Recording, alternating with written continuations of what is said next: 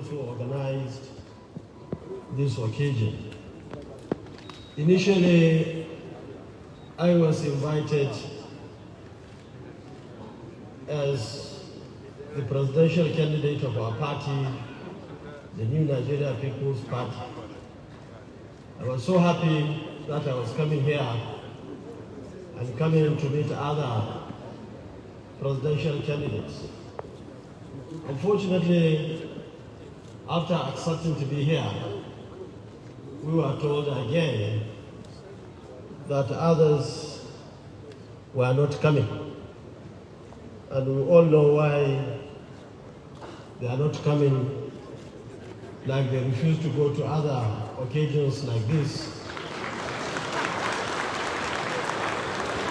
And I want to encourage them to be attending similar occasions so that all of us can tell Nigerians what we have in our blueprint or manifesto. Mr. President, the invitation to me now is an invitation based on the fact that I'm a member of this family.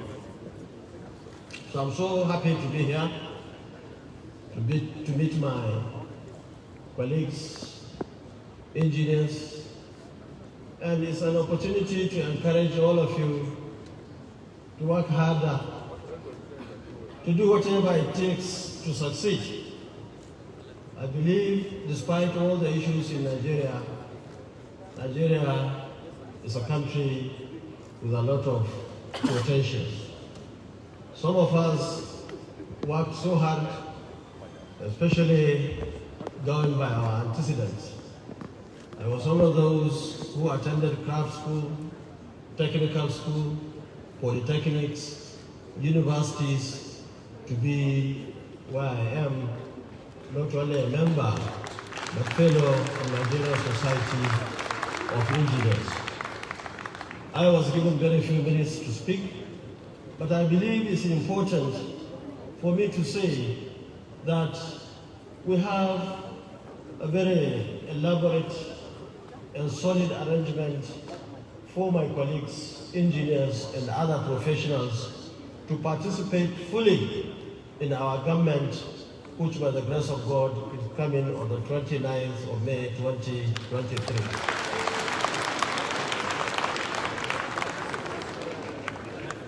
We are aware of the decay in the infrastructure, and some of us who have spent their lives, especially as a civil servant, I was 17 years in Reka, and I spent most of the time constructing infrastructure, especially dams and canals in Kano and even outside Kano under Reka at that particular time. Let me say that we noted the situation in the country. That's why I'm happy the CDS and other officers are here. We felt as a party that we do not have enough military in this country. That's why we decided to increase the number from less than 250 that it is today to about 1 million in 4 years, so that at the end of the day we can have adequate military in this country to stop the madness that is going on in this country today.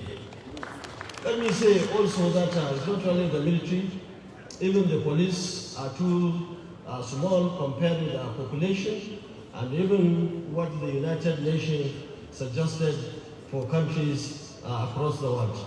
And that's why we are also increasing the number from 230 or less than 230 to about 1 million also, and so on and so forth.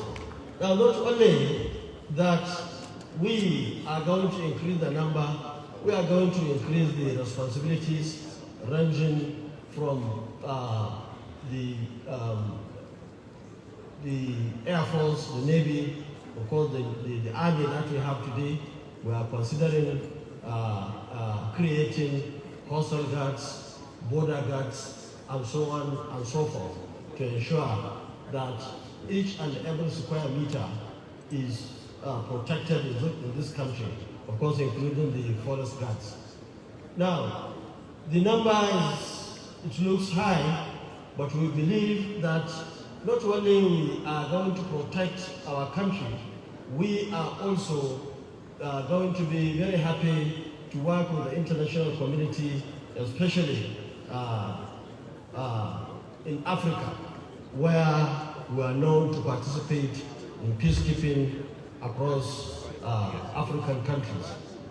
Now, in addition to that, we are going to be a lot of responsibilities for the military, especially from the beginning, where we have many places that are today a no-go area, especially areas of Gundungwari, areas of Borno State, Yobe State, Adamawa State, and so on. These are areas that the military will be encouraged to provide infrastructure. And that is exactly where my colleagues, engineers, come in. So I want to say that there are a lot of opportunities that will be created for the engineers, civil engineers, electrical engineers, mechanical, and so on and so forth, so that together we can save this country. Let me also say that we'll continue to support education, right from primary to secondary to tertiary education, so that our people, especially out of school children, today we have about 20 million of them that are out of school. And that's why we, in our blueprint, decided to build at least 500,000 classrooms so that each and every child in this country can go to school. And also, in addition to that, and I believe it's very important, that we are aware that there are so many companies today that are doing nothing because there are no more jobs in local governments, no more jobs in state governments, and so also at national level. And that's why in our blueprint, we decided to bring the idea of establishing a consortium. Companies that are existing today, that are folded, that have nothing to do, we will form a much bigger company, especially those who are interested, so that at the end of the day, government at national level will provide opportunities, especially road construction and other infrastructure, so that government can support them to work not only in this country, but also in other parts of Africa and the world over. Mr. President, thank you very much for this opportunity, because I am already seeing the MC trying to give me a red card. Thank you and God bless you.